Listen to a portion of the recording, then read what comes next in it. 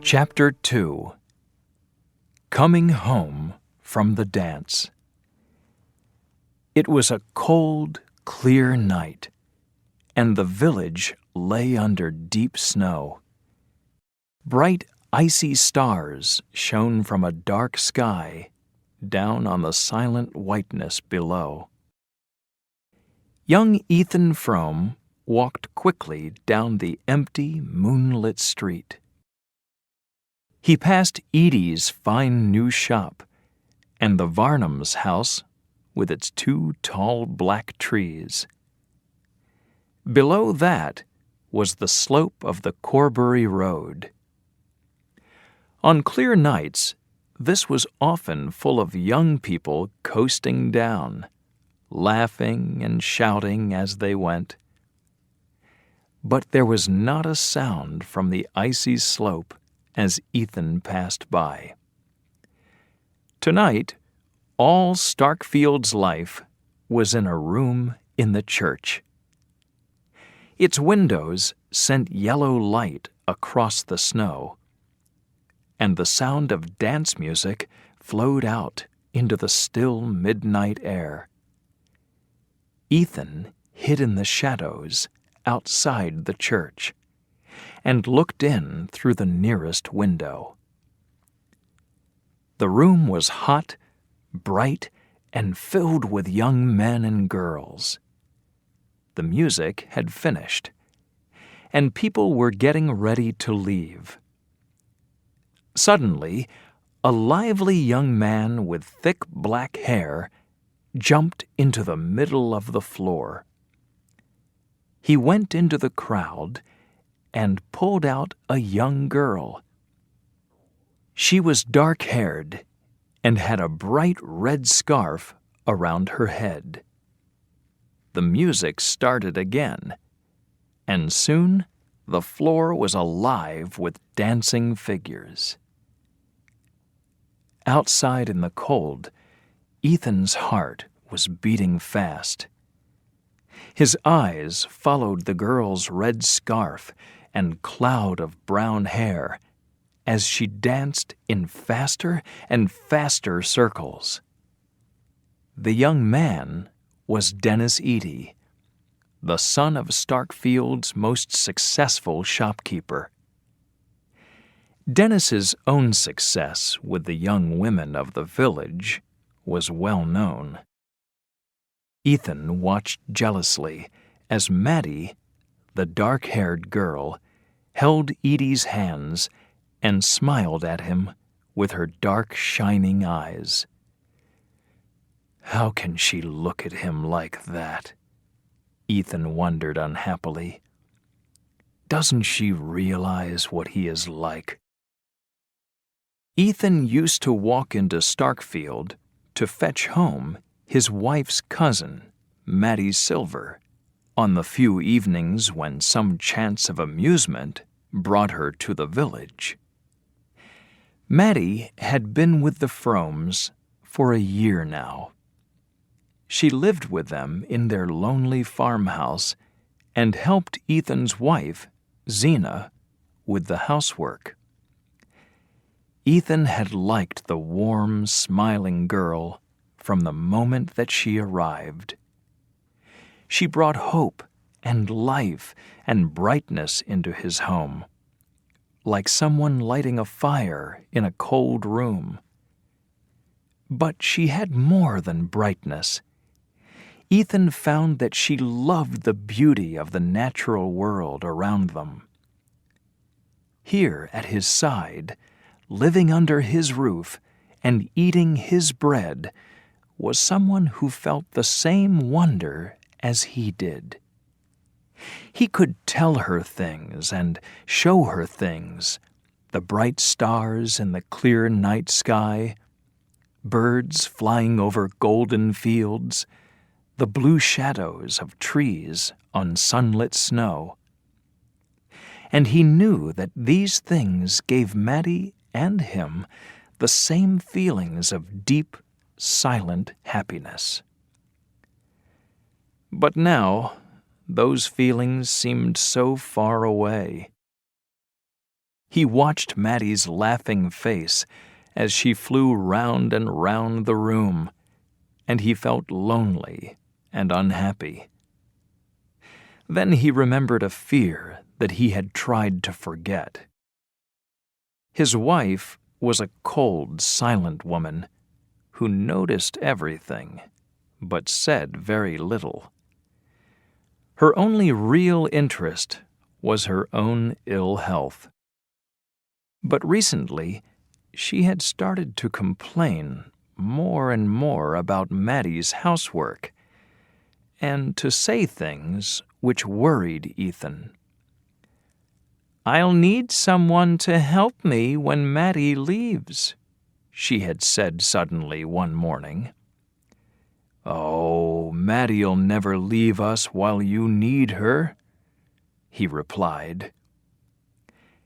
His wife lay in bed and watched as he got dressed. "If a poor girl like her has a chance to marry a smart boy like Dennis Eady, I ain't going to stop her," she said in her flat, whining voice. "The doctor says I can't manage on my own, so we'll need to hire a girl." Life without Maddie. Ethan could not think of it. Her voice, her sweet smile, her gentle arm in his arm during those night walks back to the farm.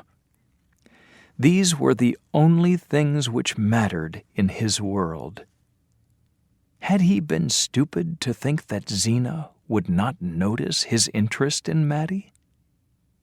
He had not thought about it before, but now, as he stood in the darkness outside the church, he remembered other things that Zena had said, and his fear grew. The dancers, now in their thick coats and scarves, came out into the cold night air. Ethan heard Maddie's voice in the crowd, and he stepped back into the shadows, suddenly afraid to speak to her. The crowd quickly disappeared, and Maddie stood alone outside the church, looking around her. Then a man's figure appeared. "Nobody to walk you home, Matt? What a pity. But ain't I lucky that I got my dad's horse and sleigh down here, waiting for us. Come on, let's take a ride." The girl said nothing, but stood still, watching, while Dennis Eady went to untie the horse. In the shadows, Ethan, too, watched and waited, with his heart beating fast. Maddie held his life in her hands. Eady got into the sleigh and called to Maddie to join him. Then she turned and ran up the slope. "Goodbye. Have a lovely ride," she called back. Eady laughed and followed her up the slope in his sleigh. After a moment, he jumped down and tried to put his arm through hers. She stepped quickly out of the way, and Ethan's sudden fear turned to happiness. A moment later, he heard the sound of Eady's sleigh going away and saw Maddie walking alone across the snow. He caught up with her by the Varnum's trees. She turned round, surprised. "Oh," she said, "I thought maybe you couldn't come." "If you thought I couldn't come, why didn't you ride back with Dennis Eady?" he answered. "Oh, how did you know?" she cried. "Where were you? I never saw you."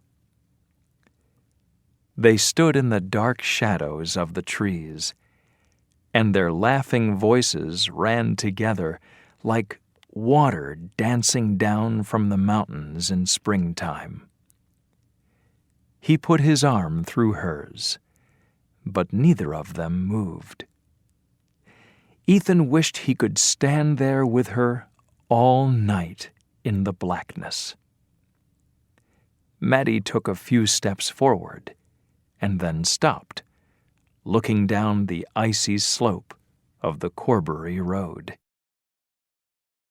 "There were lots of people coasting this evening," she said. "Ned Hale and Ruth Varnum almost crashed into the big tree down there.